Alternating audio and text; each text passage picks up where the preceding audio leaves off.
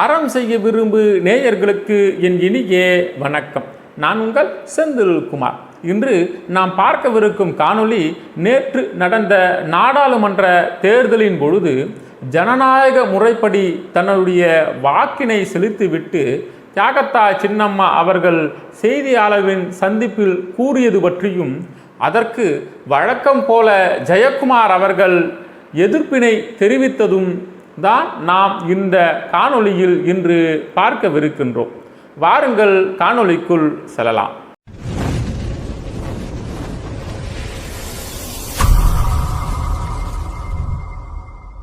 இந்த ஜூன் 4ஆம் தேதி தேர்தல் முடிவுகள் வந்த பிறகு எங்களுள் உள்ளவர்களுக்கு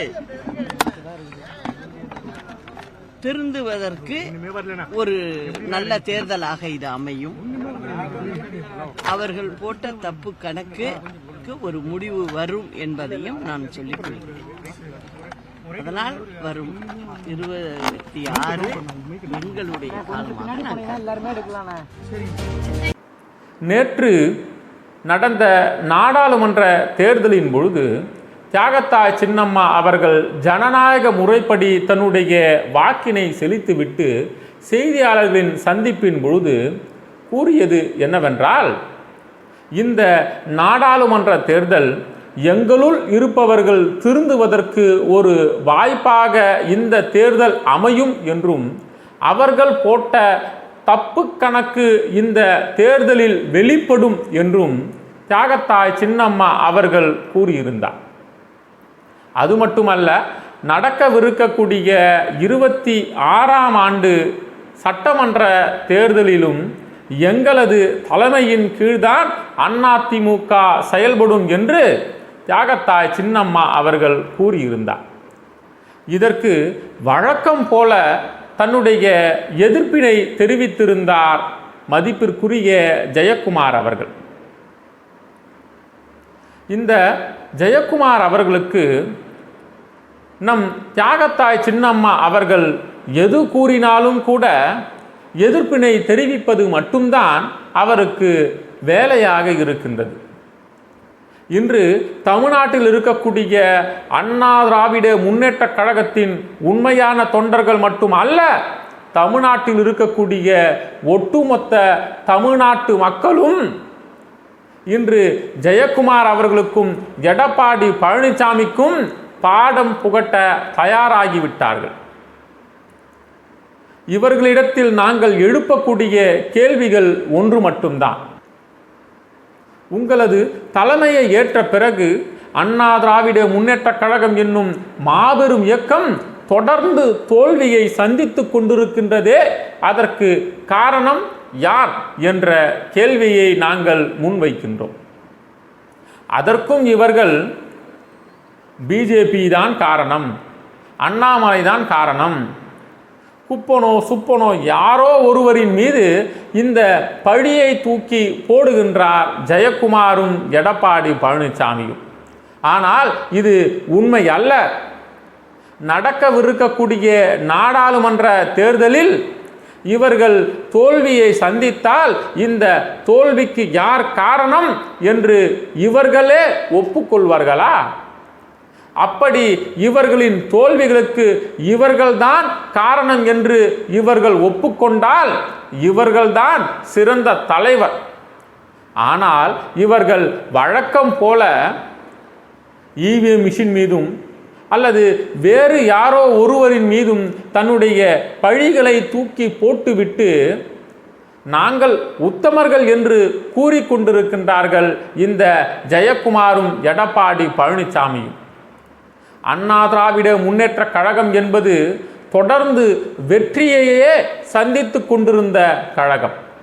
ஆனால் இப்பொழுது தொடர்ந்து 8 முறை தோல்வியை சந்தித்திருக்கின்றது என்றால் அதற்கு யார் காரணம்? எடப்பாடி என்ற ஒரு தனிப்பட்ட மனிதரும் அவருக்கு ஒத்து ஊதக்கூடிய இந்த ஜெயக்குமாரும் மட்டும்தான்.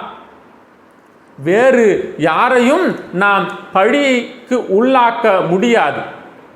இந்த இருவரும் தன்னுடைய சுயநலத்திற்காக அண்ணா திராவிட முன்னேற்ற கழகம் என்னும் மாபெரும் இயக்கத்திலேயே திமுகவிடம் அடகு வைத்து விட்டார்கள் என்பதுதான் நிதர்சனமான உண்மை. இந்த உண்மையை அண்ணா திராவிட முன்னேற்ற கழகத்தின் உண்மையான தொண்டர்கள் நன்கு உணர்ந்திருக்கின்றார்கள். அதனால்தான் எடப்பாடி பழனிசாமியின் தலைமையை அவர்கள் ஏற்க மறுக்கின்றார்கள். தொடர்ந்து தோல்வியை சந்திக்கின்றார்கள் என்றால் அதற்கு காரணம் இந்த எடப்பாடி பழனிசாமியும் ஜெயக்குமாரும், வேற யாரும் கிடையாது. இந்த நாடாளுமன்ற தேர்தலில் இவர்களின் தோல்வியை இவர்கள் ஒப்புக்கொள்வார்களேயானால் அண்ணா திராவிட முன்னேற்ற கழகத்தின் தொண்டர்கள் இவர்களை மன்னிப்பார்கள். இல்லை என்றால் இவர்களை மன்னிக்க மாட்டார்கள், மண்ணோடு மண்ணாக மாற்றி விடுவார்கள். இதுதான் உண்மை. இன்று அண்ணா திராவிட முன்னேற்ற கழகத்தின் தொண்டர்கள் முணுமுணுத்து கொண்டிருக்கின்றார்கள். இந்த முணுமுணுப்பானது நடக்கவிருக்கக்கூடிய நாடாளுமன்ற தேர்தலின் முடிவுகளில் வெளிப்பட போகின்றது. இந்த முடிவுகளின் மூலமாகத்தான் இந்த எடப்பாடி பழனிசாமிக்கும் ஜெயக்குமாருக்கும் நாம் பாடம் கற்பிக்க வேண்டும் என்ற எண்ணத்தினை அண்ணா திராவிட முன்னேற்ற கழகத்தின் உண்மையான தொண்டர்கள் நன்கு உணர்ந்திருக்கின்றார்கள். இந்த உண்மையான தொண்டர்கள் நம் தியாகத்தாய் சின்னம்மா அவர்களின் தலைமையை ஏற்று வழி நடத்தினால் மட்டும்தான் நம் கழகமானது மீண்டும் வெற்றி வாகை சூடும் என்று நன்கு அறிந்திருக்கின்றார்கள் நம் தொண்டர்கள். நம் தொண்டர்கள் அனைவரும் தியாகத்தாய் சின்னம்மா அவர்களின் தலைமையை ஏற்க வேண்டும் என்று வேண்டி விரும்பி கேட்டுக்கொண்டிருக்கின்றார்கள். இதற்கான காலம் கனிந்து விட்டது. இன்னும் ஒரு சில நாட்களில் இந்த நிகழ்வானது நடக்கத்தான் போகின்றது. அப்படி நடக்கும் பொழுது எடப்பாடி பழனிசாமியும் அவருக்கு ஒத்து ஊதக்கூடிய இந்த ஜெயக்குமாரும் இருக்கும் இடம் தெரியாமல் அழிந்து போகத்தான் போகின்றார்கள். இதுதான் நிதர்சனமான உண்மை. எனவே நாம் இந்த தேர்தலின் முடிவுகளில்தான் இந்த எடப்பாடி பழனிசாமிக்கு பாடத்தினை புகட்ட வேண்டும். இந்த தேர்தலின் முடிவானது நிச்சயம் இவர்களுக்கு ஒரு பாடத்தினை புகட்டும் என்று கூறிக்கொண்டு விடைபெறுகின்றேன். நன்றி, வணக்கம்.